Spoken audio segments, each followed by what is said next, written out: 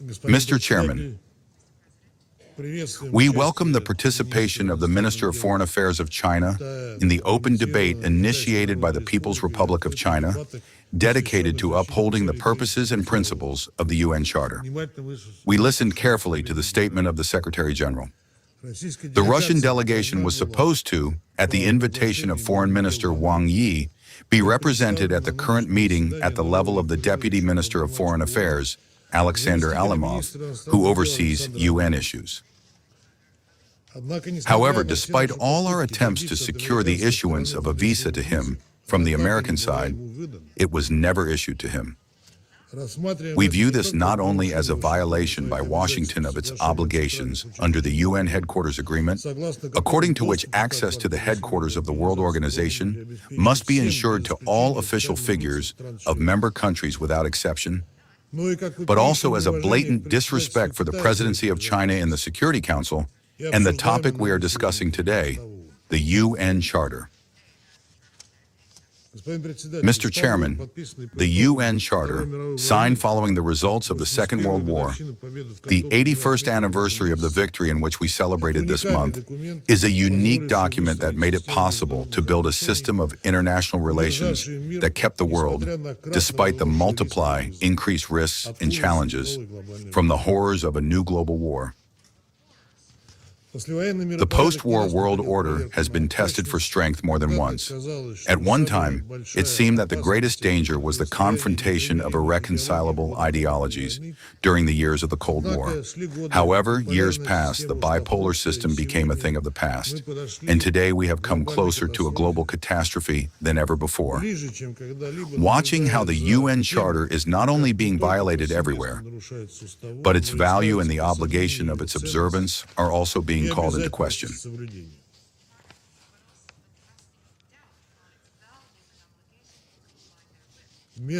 Instead of it, a group of countries, mostly Western, offers us a certain rules-based order,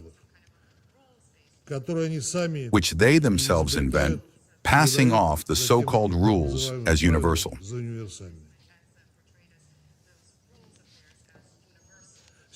Today, disregard for the UN Charter, this cornerstone document, has reached its peak. In an effort to maintain dominant positions in the world, Western elites have lost all embarrassment in using crude, forceful methods to promote their political and economic interests. They continue the hunt for resources and influence in their former metropolises, primarily in Africa. They wage an open struggle against undesirable sovereign countries. They extend NATO-centric alliances to new spaces in Asia, directly threatening to undermine collective security there.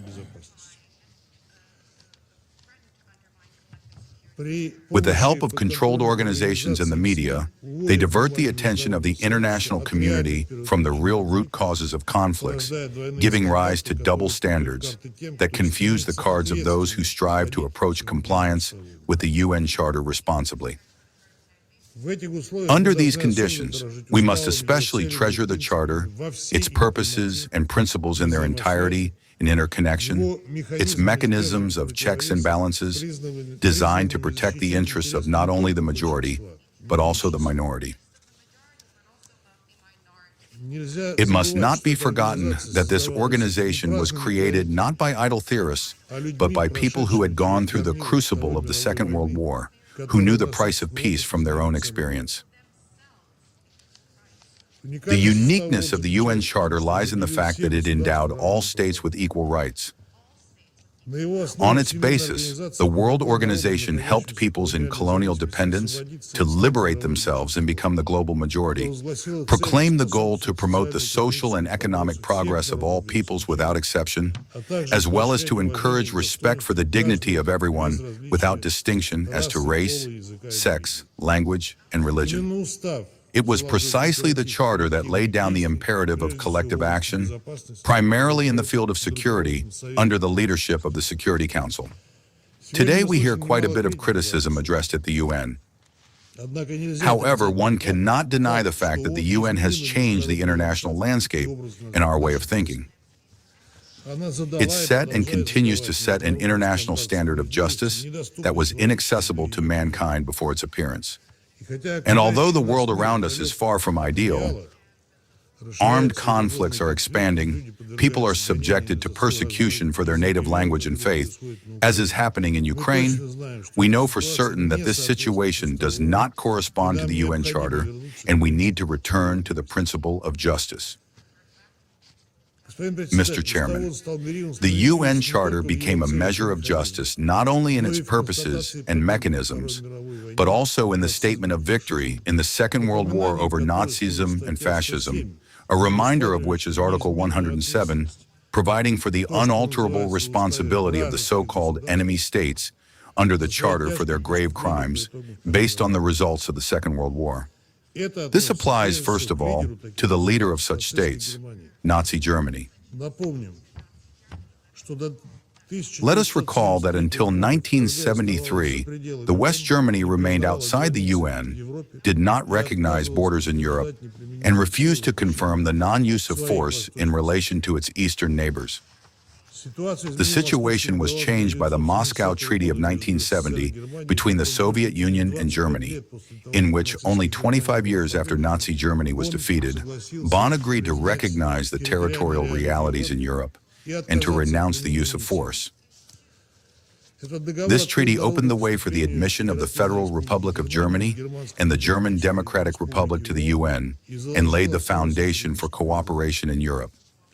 The era of cooperation in Europe brought it prosperity, a part of which was the unification of Germany. However, short-sighted politicians in Europe decided to be a bit craftier.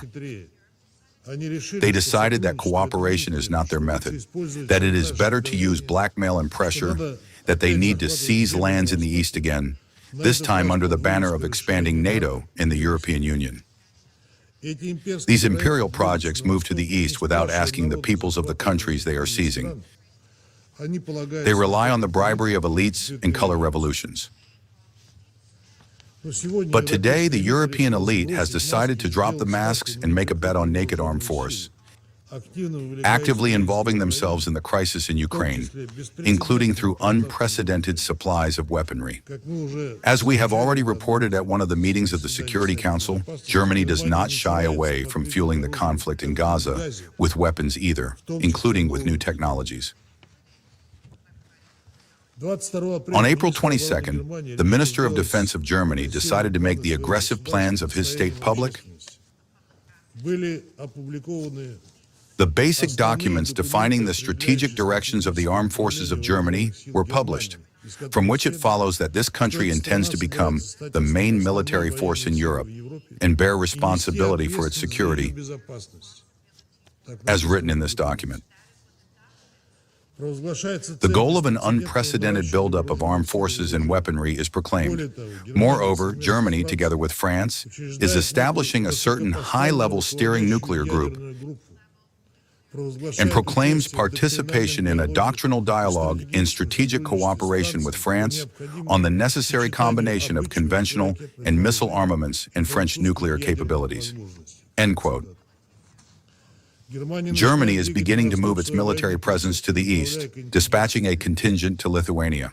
The goals and actions announced by Germany contradict the Treaty on the Final Settlement with respect to Germany of 1990, which is the basis for the unification of this country, and which imposes entirely specific limitations on the armed forces of Germany, as well as a ban on the possession of nuclear weapons. In this very treaty, it is specified that only peace must emanate from the territory of Germany.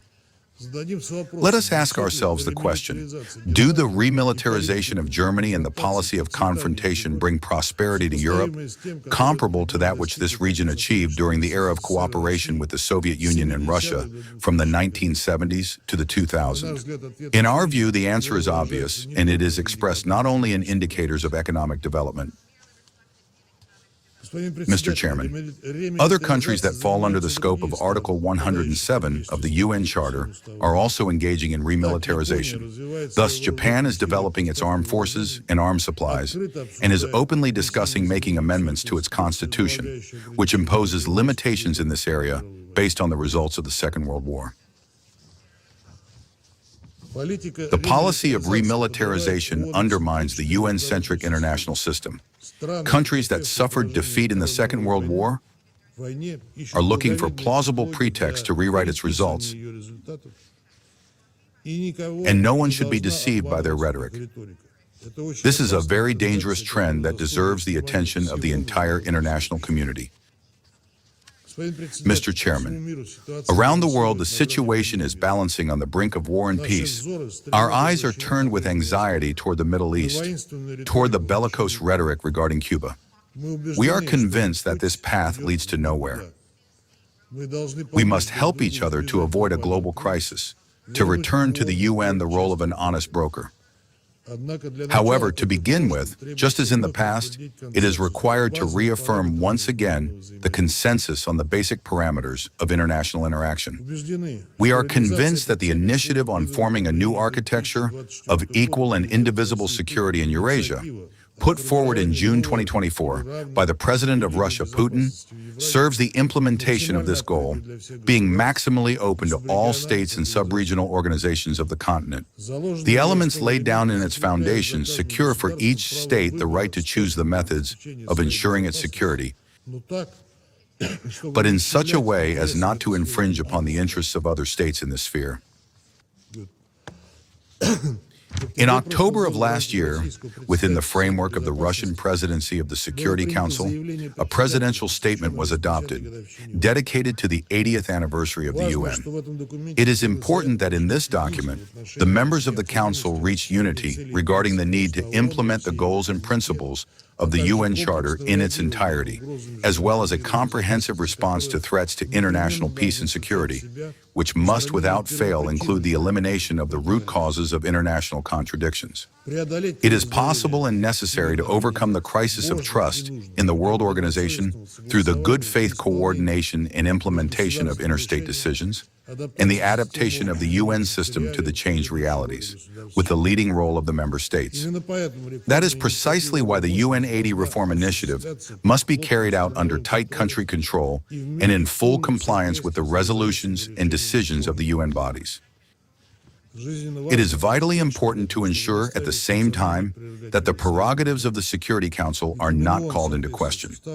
After all, it is precisely the Security Council that, in accordance with the Charter, bears the primary responsibility for the maintenance of international peace and security. We expect that with the election of the new Secretary General this year, the World Organization will find its second wind.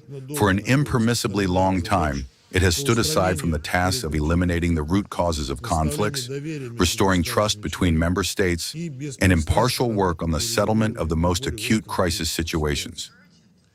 In order for the UN to effectively fulfill its potential, its Secretariat must strictly implement Article 100 of the Charter on the observance of the principles of neutrality and equidistance without any reservations.